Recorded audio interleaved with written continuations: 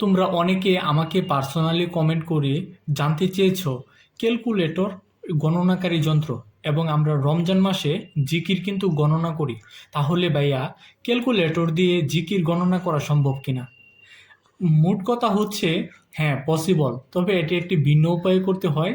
এটি মূলত গণিতের জন্য দেওয়া হয়েছে, তবে আমরা এটি দিয়ে খুব সহজে জিকির গণনা করতে পারি খুব সহজে। তাহলে চলো, আমাদের হাতে আছে 3টি ক্যালকুলেটর। প্রত্যেকটি ক্যালকুলেটর দিয়ে আমি তোমাদেরকে সিস্টেম দেখাচ্ছি। প্রথমে আমি আমার কাছে থাকা এই ক্যালকুলেটর অর্থাৎ 100 ms দিয়ে আমি প্রথমে তোমাদেরকে দেখাই। আর প্রথম টিক্সটা যাদের কাছে কঠিন লাগবে, দ্বিতীয় টিক্সটা সবগুলো ক্যালকুলেটরের জন্য, সে টিক্সটা দেখতে পারো, একদম সহজ। তাহলে চলো প্রথম টিক্স দিয়ে তোমাদেরকে দেখাই।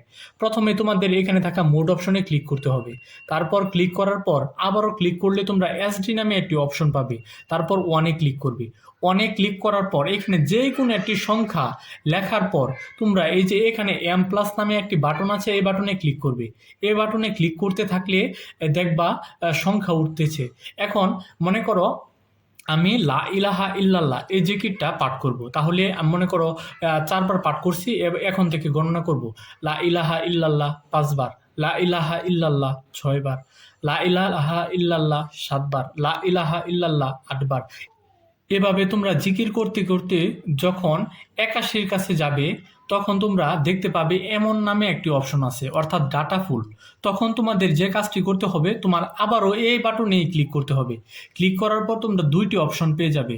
তারপর তোমরা ওয়ানে ক্লিক করে আবারও এখানে লা ইলাহা ইল্লাল্লাহ, লা ইলাহা ইল্লাল্লাহ, লা ইলাহা ইল্লাল্লাহ, এভাবে জিকির তোমরা করতে পারবে, অসংখ্য পর্যন্ত জিকির করতে পারবে, আর কোনো সমস্যা হবে না। এভাবে তোমরা কিন্তু ক্যালকুলেটর দিয়ে জিকির করতে পারো। এটা ছিল খুবই কঠিন একটি প্রক্রিয়া। এখন আমি তোমাদেরকে আরো সহজ একটি প্রক্রিয়ার মাধ্যমে এই কাজটি করে দেখাচ্ছি।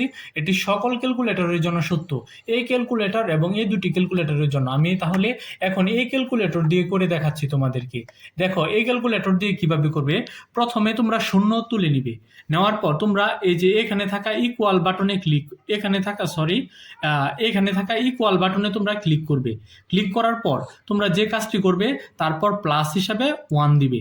1 দেওয়ার পর তোমরা আবারও ইকুয়াল বাটনে ক্লিক করবে। এখন 1 হয়ে গেল।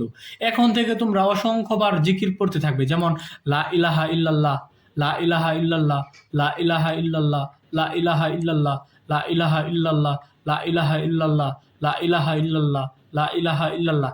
এভাবে তোমরা যতক্ষণ খুশি, যতক্ষণ পর্যন্ত তোমরা জিকির পড়বে, ততক্ষণ পর্যন্তই এখানে কাউন্ট হবে। আশা করি তোমরা বুঝতে পেরেছ। সেম ভাবে তোমরা এটির মধ্যে অ্যাপ্লাই করতে পারো। এটির জন্য সেম নিয়ম।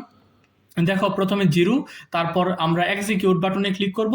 তারপর আমরা কি করব, আমরা এটার সাথে +1 অ্যাড করব। অ্যাড করার পর আবারও এক্সিকিউট বাটনে ক্লিক করব। এরপর থেকে ক্রমান্বয়ে এক্সিকিউট বাটনে ক্লিক করবো আর জিকির পড়তে থাকবো, তাহলে তা কাউন্ট হতে থাকবে। যেমন 2 বার মনে করো আমি পড়লাম, এখন আমি আল্লাহু আকবার জিকিরটি পড়তে চাই 10 বার।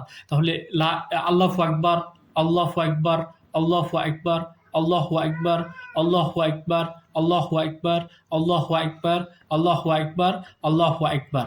এভাবে কিন্তু আমরা ক্যালকুলেটর ব্যবহার করে জিকির করতে পারি। ধন্যবাদ সবাইকে।